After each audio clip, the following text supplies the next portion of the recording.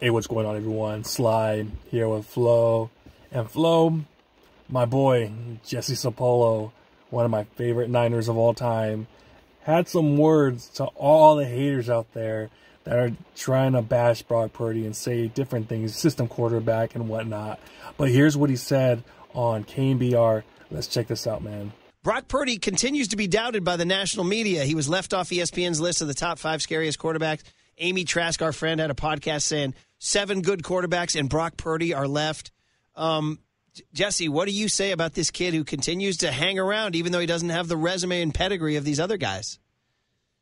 Well, you know, and I'm one that stands up for him because I think that the opinion that matters is the guys that actually were that played the game. I mean, you look at the people that defend this young man. It's the Deebo Samuels, you know, Trent Williams, the guys, George Kittle. Those are the opinions that really matter to me.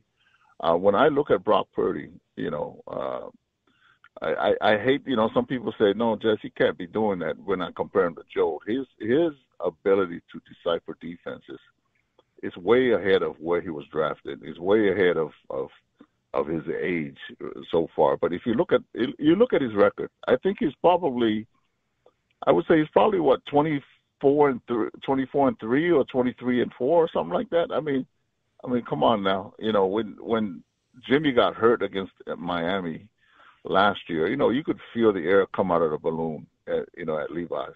Then this kid comes in and does what he does. And it's almost like because of where he got drafted, people are downplaying his worth, which, hey, it's fine with me. You know, once that MVP talk, you know, stopped, I think it took the pressure off of him. But he's a great kid.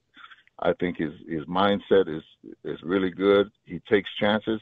He's one that decipher defenses and get the ball out of his hands. So I feel very confident about this kid. But I think once he closes a deal, I think all that talk is going to stop. In games he's finished, he's 22-5. I mean, yes. I mean, think about that. You know, you can't count the Philadelphia game. No. But you're also not counting the Miami game where Jimmy got hurt after the first drive. Yeah, so 23-5. He pretty much played that whole game. Yeah. So, you know, but I love his mentality. You know, I spoke at his banquet when he was Mr. Irrelevant down south. You know, the 49ers sent me to speak there. And I talked to him about me being an 11th round draft choice. And if I can win 4, you know, definitely he can win 4 as a 7th round draft choice. So, I'm behind him all the way. I love his ability to not be afraid to go out and compete, and I think the guys will rally around him. And I'm keeping my fingers crossed we close the deal because I think not only he deserves it, Kyle Shanahan deserves it because he's consistently put us in the position to win. But I'm cheering for people like Trent Williams. I mean, you know, it's like when Ricky Jackson first came over to us. We played so hard for him. I was more happy for him than I was for myself getting my 4th, to be honest with you. But that's the closest and the kind of bond that we have. All right, man. So Jesse's out there defending the Brock Star, you know, saying that, you know, he is like, you know, he's a badass quarterback, even though a lot of these guys don't say it. And he said something pretty cool. He's like, look what the players are saying, man. The players, especially the ones here, they're high on him, and that's what really matters. What do you think about Jesse coming and, you know, backing up the Brock Star, man? Yeah, man, I love it. Especially, obviously, me and you talk about this all the time, how these new age media guys, most of them don't even play, like, pretty much any sport. They're just guys who are pretty book savvy, smart guys. But other than that, man, like, they rarely ever truly touch either if it's a football, basketball, whatever it is. They don't really have that experience, and a lot of that stuff you don't get until you're actually on the field, in a boxing ring, on a court, you know? So they don't really see what these guys have seen personally when they've been out there, because it's hard. It's easy to look at a TV and kind of judge what these guys are doing, because you have hindsight, you have the kind of full view of everything, but these guys, they don't have that luxury, man. They're seeing it just from their perspective, and they got to make all these different reads, and Brock Purdy is able to do that because he's able to process things so freaking well, quick too. He's just like boom, boom, boom. He figures things out. But man, Jesse, man, this guy's a stand-up guy, man. That thing he said about was it Ricky Waters, where he's like, I want that same thing for Brock Purdy to win his first championship, so people stop talking. That he's like, man, I cared about that more than winning my 4th Super Bowl. It's like, man, this guy, you can tell he's a real dude. Being able to be like, man, he cares about like these other guys that much, you know? But man, what you think about this? Yeah, he's kind of like me. He wants us to win just so people could finally shut up, you know?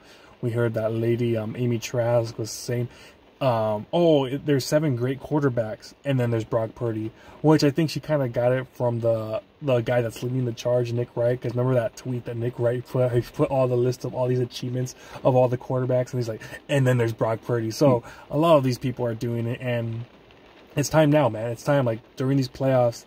That's what these all the haters are out there. They're like licking their chops. They're ready because they really think that this guy's gonna fail, you know. But guys like Jesse and these other guys are like, dude, relax, pump the brakes, man. This guy, he's doing it all, and everyone that around him saying that he's great. So why are you out there just bashing the crap out of him like, you know, he's some kind of scrub? So to me, it's going to continue, like Jesse said, it's going to continue to go on and on until he finally gets that ring. Kind of like Steve Young, man. When he finally got that monkey off his back. People were saying all this stuff.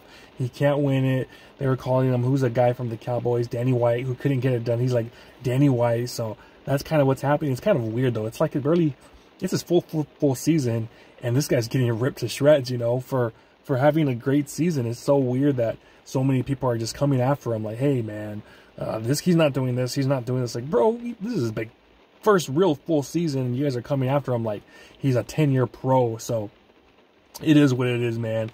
I liked what Jesse, man. I really liked what Jesse said. It feels like, you know, every time he talks, I kind of listen because he's such a smart dude. He's such a powerful dude. I remember with those 4 Super Bowls, that last one, 94, 95, that was when I was like so pumped for him and Steve Young. So we'll see, man. We'll see. Time will tell, but I think time is on Brock Purdy's side.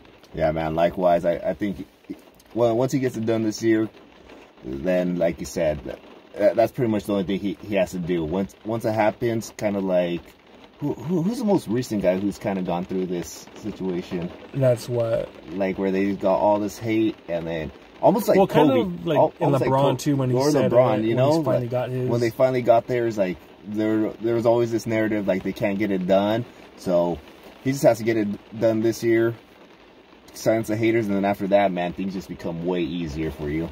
Yeah, we'll see what happens, man. Like, I've since the offseason, I was pounding for Brock Purdy, saying that he's the guy.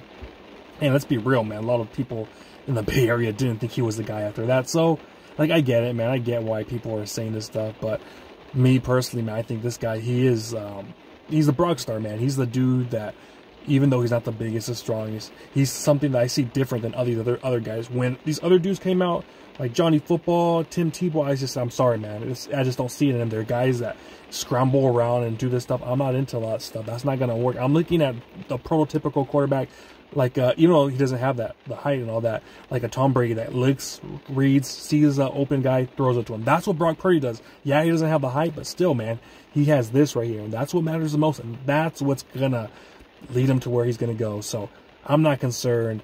And I know Jesse's not concerned, so it's cool hearing Jesse go out there and say, dude, knock it out, guys. All you haters that never played, you need to just shut up, man, because the Brock star, he's got it, man. Yeah, and it's cool that Jesse's been riding him with pretty much day one, right? Mm-hmm. Ever since the draft, he's been on this guy's side, so he's seen it since the very beginning. So for both Brock and Jesse, let's get it done this year. But you guys let us know in the comments what you guys think about what Jesse Sapolo said. Like, comment, subscribe, hit that notification bell. See y'all next time. Peace.